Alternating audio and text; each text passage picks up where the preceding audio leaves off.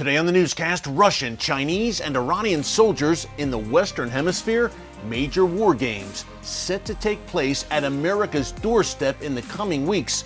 Get all the breaking details next.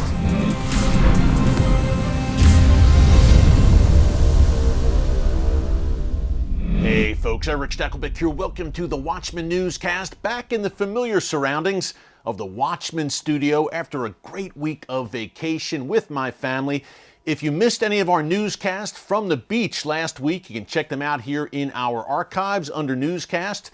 While you're there, be sure to subscribe and click the notification bell so you get alerts every time a new video is posted. Hey, we are fast approaching 500,000 subscribers, nearly 500,000 watchmen and women on the wall following us for such a time as this. So join the team. And yes, I did post some newscasts last week from vacation in the morning before the family woke up, because folks, the Middle East never sleeps. And it's interesting because today we are talking Middle East, but with a Western Hemisphere angle, in particular Latin America, at the doorstep of the country I'm standing in right now, the United States. Big story that the Washington Free Beacon reported on last week. Now that I'm back from vacation, we can dig into it in depth.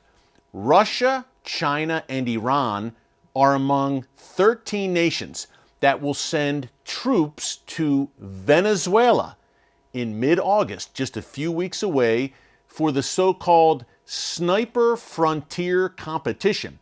Now, these are war games being hosted by Venezuela and hosting in the process anti-American regimes, rogue regimes, adversaries of the United States and really the free world will be in our hemisphere. So much for the Monroe Doctrine that you learned about in school.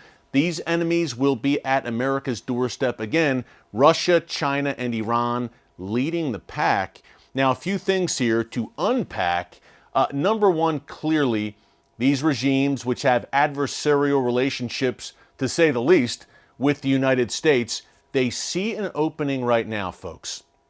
They see weakness in Washington, D.C. and in the American leadership, and they are pushing the advantage, they're pushing their agenda, and they think they'll be unchallenged as they try to spread their tentacles here to the Western Hemisphere, again, at America's doorstep.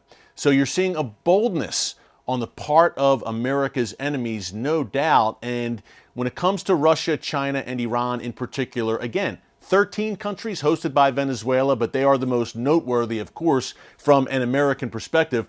When it comes to these three nations, they have deeply entrenched and growing ties in Latin America, throughout South America and Central America. Let's start with the Iranian regime.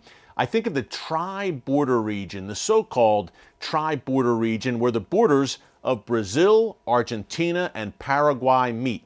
Now, for decades, this has been sort of a Wild West type area where the Iranian regime, Hezbollah, their sympathizers have operated, involved in everything from drug smuggling, all sorts of illicit activity, and the money that they make in the tri-border region, they send back to Iran, they send back to Lebanon, Hezbollah's home base, to fund terror operations against Israel.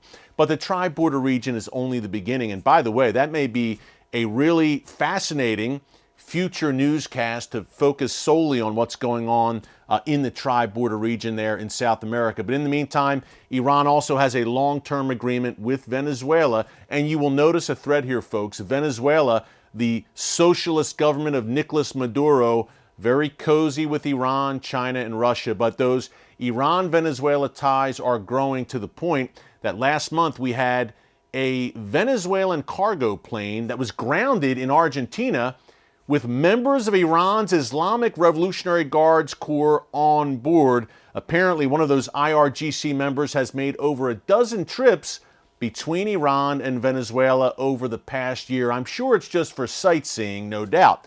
So the Iran-Venezuela relationship, which really strengthened under former Venezuelan dictator Hugo Chavez, has only grown under Nicolas Maduro. And you think of the Cuban Missile Crisis, folks, here in the U.S., where you had Soviet missiles in Cuba, really at America's doorstep in the early 60s.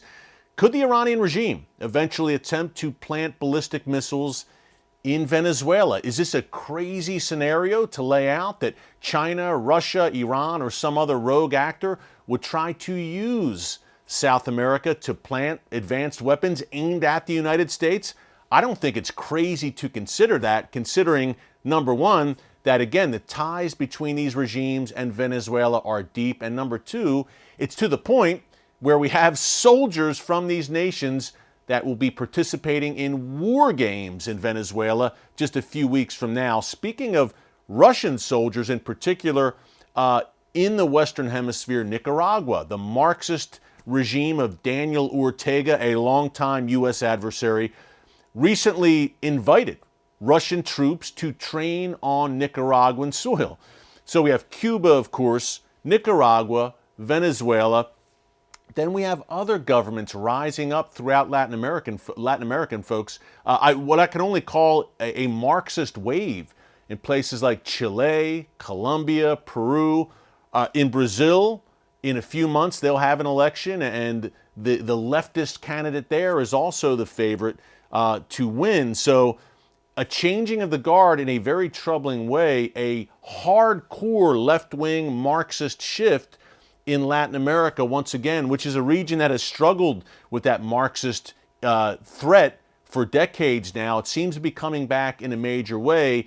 And one thing all these Marxist regimes seem to have in common is definitely a hostility towards Israel, but also, no doubt, a hostility towards the United States. So it should surprise no one that they are inviting in the likes of Russia, China, and Iran. What will the response be by the United States, by the Biden administration? Unclear so far, and we hope to have more details about this frontier sniper competition at Venezuela, these war games that Venezuela will be holding in August. And when we do have more details, we will bring them to you here on the Watchman Newscast. How will Biden respond? Well, he's heading to the Middle East this week, as a matter of fact. He'll be in Israel on Wednesday and Thursday, also paying a visit to Saudi Arabia, which should be mighty interesting, and will also pay a visit to Palestinian areas outside of Israel. So this is going to be a very important week, folks, especially vis-a-vis Iran's nuclear program. What will Biden say when he's in Israel, and what will that look like? We will be reporting on it here on the Watchman Newscast. In the meantime, as I wrap up here, Russia, China, Iran are the main subjects, along with North Korea, of a brand new TBN 1-hour special that I am hosting tomorrow, Tuesday, July 12th at 8 p.m. Eastern Time on TBN. It's called The Gathering Storm Against America. Here's the trailer. Take a look. The storm clouds are gathering. Enemies are on the march, and America is in their crosshairs. From Russia to China to Iran and North Korea, the U.S. is facing its most perilous global challenges since World War II. Are we on the verge of a new world war today? And with our nation divided, can we prevail against rogue regimes that seek our demise? Watch The Gathering Storm Against America only on TBN. Folks, I strongly encourage you to tune in to The Gathering Storm Against America. We lay out, look, not only the problems, but the solutions. And the ultimate solution is this nation, the United States, turning back to God. That's the ultimate answer for the troubles we are facing. We can't get there. We can't get back to where we need to be as a nation without God leading the way. We're going to dig into all of that with some great guests tomorrow night.